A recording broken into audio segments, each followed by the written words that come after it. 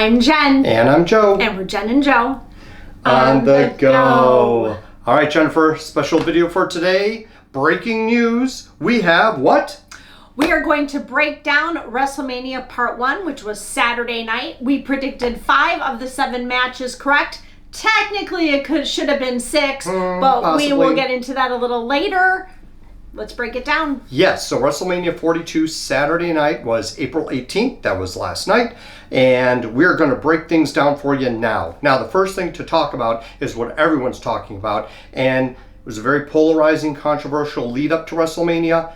Sure enough, they delivered with the controversy, and it's very, very polarizing. Specifically, a lot of people are complaining about the length of the commercials, that the pacing was really bad, matches were too short, commercials were way too long. So, to break it down, WrestleMania 42 Saturday night featured roughly 86 minutes of in-ring action across 7 matches, highly criticized for being overshadowed by approximately 57 minutes of commercial time. Yikes. Within the 4-hour, largely produced broadcast.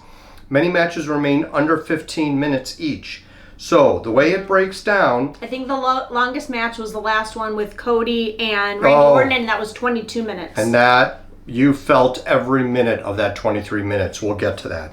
22. But 23. It was about 23 minutes for that one. I stand corrected. Yes. First match, Usos and LA Knight versus The Vision, which really was more Logan Paul and Austin Theory plus IShowSpeed. That match was 7 minutes. Now, I'm just going to say that I did not watch this live last night. We were traveling, so I watched it this morning, and I was able to zip through these commercials. So that made everything a lot more entertaining, which I can understand completely why people were complaining about so many ads. But this first match I thought would be a throwaway. For the most part, it was. But you didn't see this part. I did not. The ending showed, after the match was over, IShowSpeed from the top of the ring post did a... Makes me nervous. A la Logan Paul, dove... What's up with these YouTubers who are coming to wrestling and doing these killer moves? And what's up with all the celebrities they have to show every 5 minutes during the matches? That's a whole nother one, I know. But, so, you know, someone like Logan Paul and now IShowSpeed, they come in and they're polished enough where they're doing things. He leapt off of that ring post and landed on Logan Paul, who's draped across the announce desk. And he just obliterated that desk and looked really good doing it, like athletically gifted good. And this kid's only 21 years old. You know what I would have done if I saw Logan Paul across that desk? If I was there, I would have given him an ass whooping. Oh, jeez. Well, I think Joe kind of did that. But, hey, special shout out to that announce desk because that took a beating all night long. So, all right, that match was 7 minutes total. And it was what it was supposed to be, kind of just, blah, blah, blah, blah, blah, lead into it. And that led us to the next one. Now, the whole first hour was on ESPN2, I guess. So you could see that for free, or, as long as you're subscribed to ESPN2. Then the rest of it was on their ESPN Plus app, which you have to pay for. So we did predict match number 1 correctly. Yes. Yeah, we did. And you can see all of our predictions in our shorts. We did 1 for Saturday night and 1 for Sunday night. 5 for 7 on Saturday night, which leads us to match number 2, which was Jacob Fatu and Drew McIntyre. Now, this one ended up being really good. Not only the setup and the build-up to it was really well done for the last several months. This was a non-sanctioned match, which means, no rules. They can use weapons. Drew's been really good at these types of matches with the weapons. And from the very beginning of the match, Jacob brought out a red toolbox. And they even commented on it. If you recall, Hell in the Cell, Drew McIntyre versus CM Punk, there was that red... We don't like CM Punk. Yeah, the red toolbox played a key role. And CM Punk clocked him in the head. 17 stitches Drew needed after that match because of that red toolbox. So they brought the red toolbox out, and Drew's like, no, I don't want any part of it, which was pretty funny.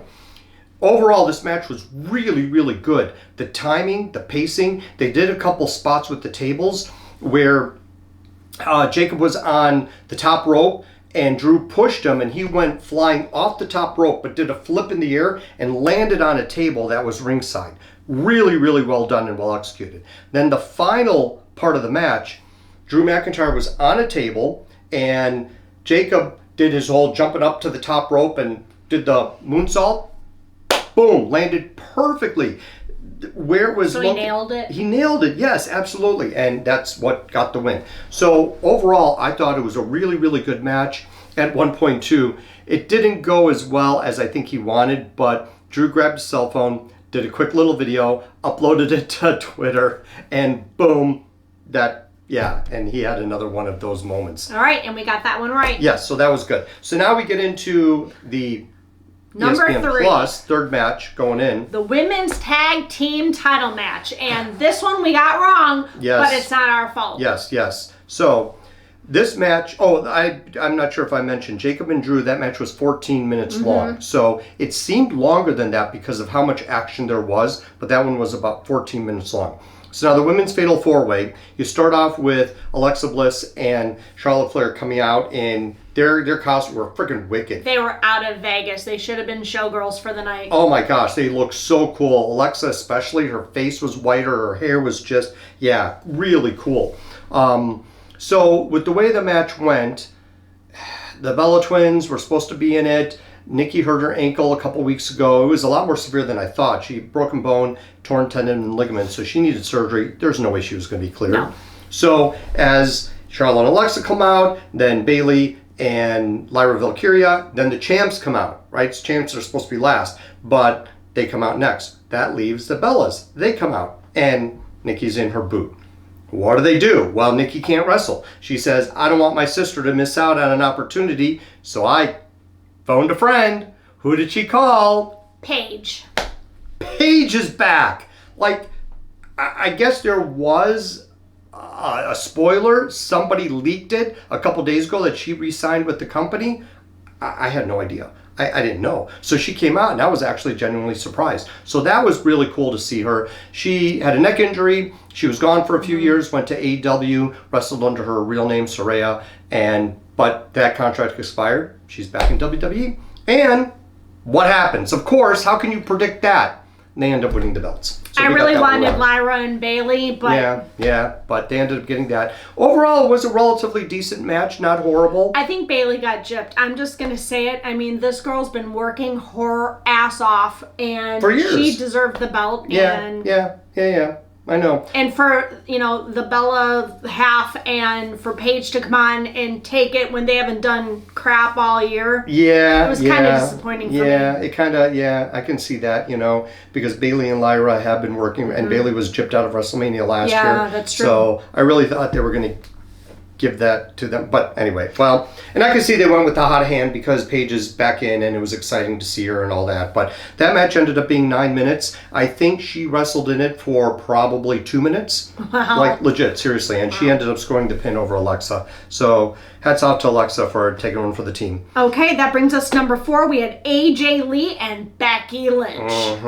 So this match ended up being 8 minutes. Again, it seemed longer. The highlight of it, besides Becky winning, which I'm really glad she did, the highlight of it was Becky's interaction with the referee. Lynch. So, it was actually kind of funny with the back and forth with the referee, and the referee called her insane and yada, yada, yada. So it was actually fun. Becky sells anything. She's amazing. She's so good on the mic. She's so good in the ring with her wrestling maneuvers, but then also just what she does with her actions in the ring, how she sells things, whether it is for her or against her. She will work the match and the story of the match really, really well. And that's why, people say that she's the best female wrestler of all time. And it's not just Becky saying Charlotte it. Flair. Yeah, it's not just Becky saying it. Sports Illustrated says it. Bleacher Report has said it. So, So that ended up being a very enjoyable match, I thought. Again, some might say it was a little short. It was a little short. It was 8 minutes. But what's interesting, too, is that AJ Lee said something cryptic after the match when she was being interviewed. She said something about she's not saying goodbye, she's just going away for a bit. So I don't know if she came back for just a short time and now she's leaving. I don't know. Tell. Yeah, time will tell. So. All right, that brings us to number 5. We had Seth Rollins versus Gunther, and we got this one right, too. Yeah, so now this one went exactly the way I thought it would. The part that I wasn't expecting was how good the match was and how brutal it was. Like, they went at it from the get-go. Seth, I didn't even tell you this because you didn't see this, but Seth came out, and as he was coming down the ramp, there was smoke, right? They have, these Sure. kind of the pyro and smoke and things Techno. like that they do for the entrances. It was his coat. His coat was smoking. It was so cool. I may have to go back and rewatch that. He had these contacts in, so his eyes were all black, and he looked like a villain from Game of Thrones. Like his hair and his beard, and he's walking with the coat, on fire. It looked so cool. I like this Seth more than flamboyant, wearing goofy clothing Seth. I want him serious, dark. He's got to, because he's got this stuff going on with the Vision. Braun Breaker comes back, interferes in the match. Of course, the referee didn't see it. Cost Seth the match. And Gunther looked strong doing it. Gunther! We do like him. I do. I've liked him for a long time. He's just very cool, old school, straightforward kind of guy. And how long was that match? So, that match was 15 minutes. Okay. So that was actually really good. I really, really enjoyed that quite a bit. That was very, very entertaining.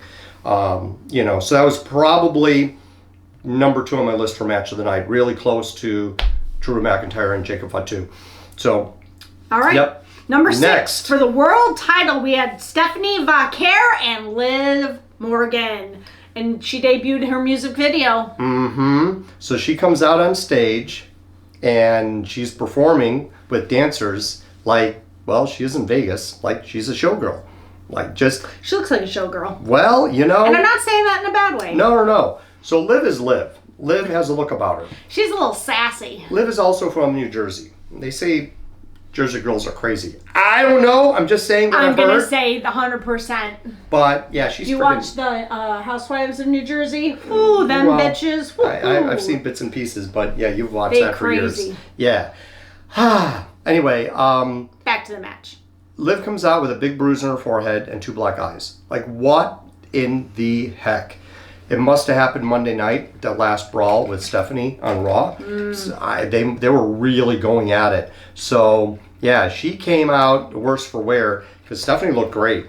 And the match itself was 7 minutes.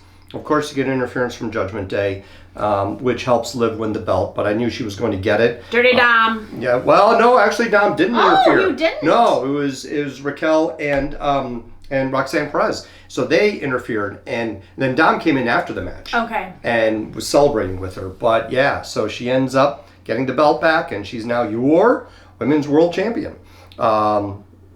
It's Liv Morgan. How can you not? She's so entertaining. And the post show afterwards with Corey Graves, if you haven't seen that, go watch that post show, because they have her on. Hysterical. So, Liv Morgan, Stephanie Vaquer, 7 minutes. Okay, and that brings us to the final match of the night, which was Cody Rhodes versus Randy Orton with Pat McAfee. Okay, so. Let me just say, I'm disappointed in Pat.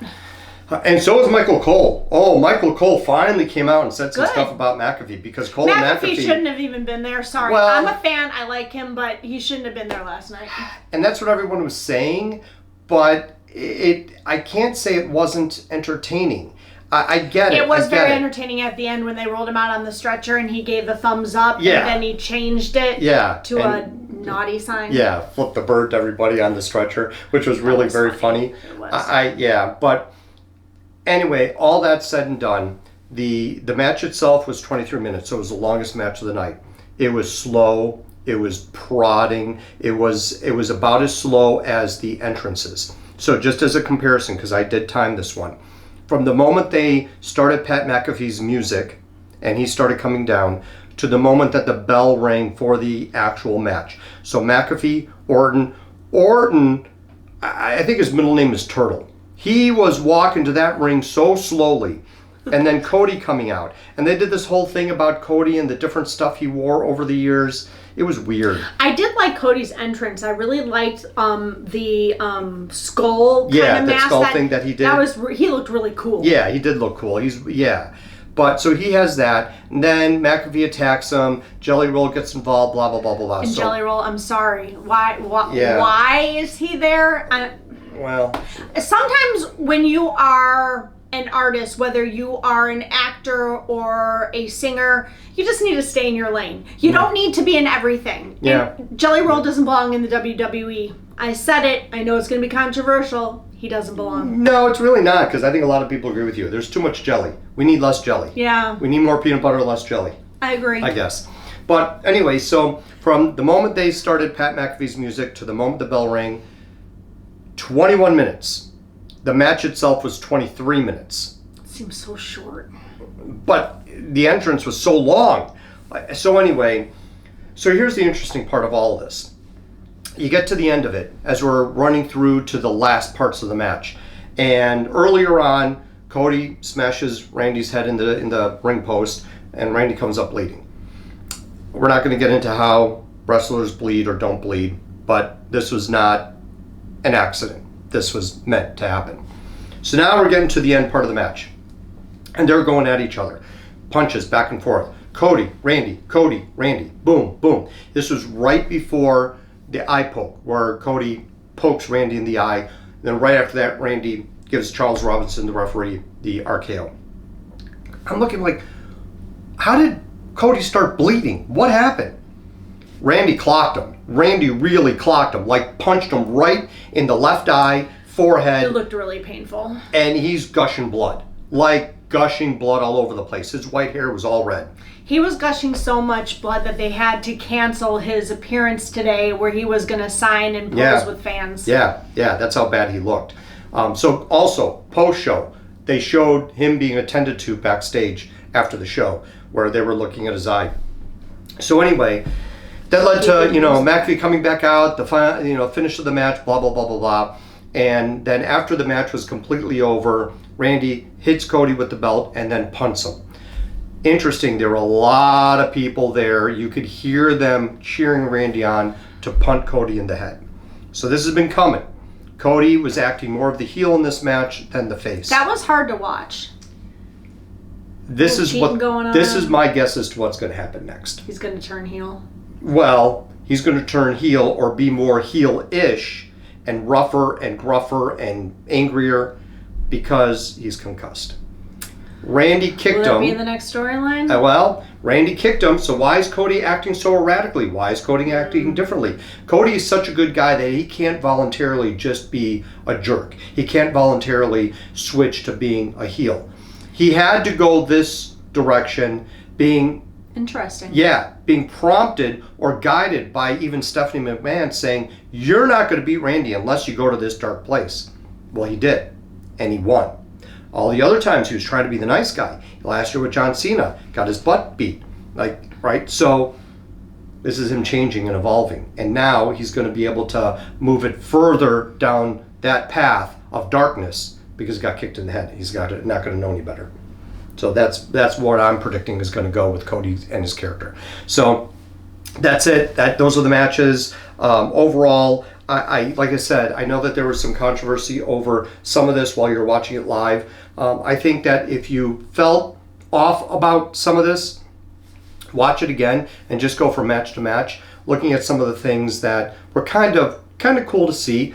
One of the things that was really, really cool to see was a blimp. Danhausen got a blimp.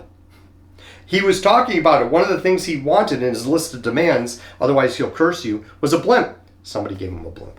So, Danhausen's all right, face. well, we went 5 for 7. That's 70%. I don't think that's too bad for part 1 of WrestleMania. Let us know. But, yes, go ahead, finish your thought. Let us know in the comments below who you think's going to take part 2 tonight. Who's going to come out on top? Who's going to get their ass kicked? Right. But I did want to wrap it up by saying, even though the matches were good, most of them there were better, and some were better than others, the part that really, really resonated with me, the part that I really, really liked the best, and I'll explain why.